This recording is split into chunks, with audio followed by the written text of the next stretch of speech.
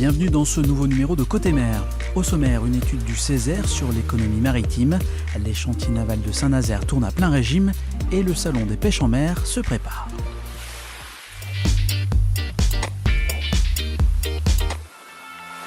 Et on commence par des nouvelles de la Mini Transat, partie mi-octobre de La Rochelle, direction la Martinique via les îles Canaries. C'est le skipper Jan Lipinski qui a remporté la deuxième étape et l'épreuve avec un peu plus de 12 heures d'avance sur son poursuivant. La Nantaise Camille Tag devait quant à elle arriver à bon port ce jeudi en 7e position, ce qui en fait la première femme au classement général de la deuxième étape de cette Mini Transat. Le Conseil économique, social et environnemental régional vient de publier une étude sur l'économie maritime établie avec d'autres Césaires régionaux.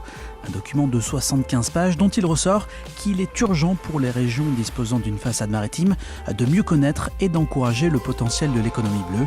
Autre préconisation, que l'État soit porteur d'une stratégie ambitieuse en la matière. En Loire-Atlantique, le secteur maritime représente 17 000 emplois, dont un quart dans la construction navale et plus d'un tiers dans le tourisme.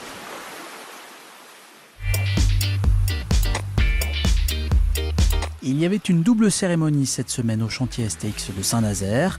Tout d'abord, la construction du paquebot MSC Grandiosa qui a été lancé.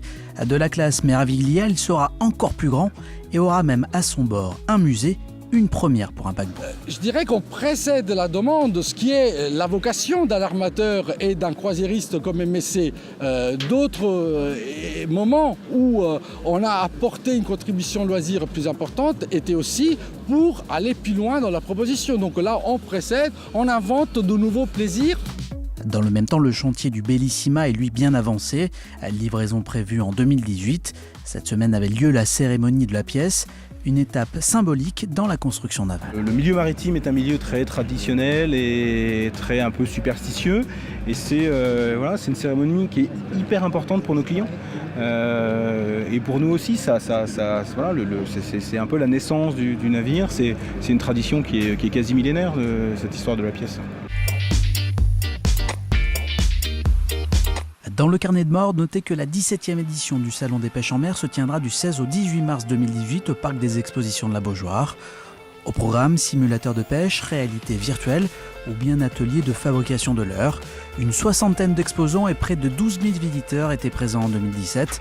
Pour plus d'infos, direction le site internet du Salon des pêches en mer. C'est la fin de ce Côté mer, on se retrouve la semaine prochaine et d'ici là, gardez le cap.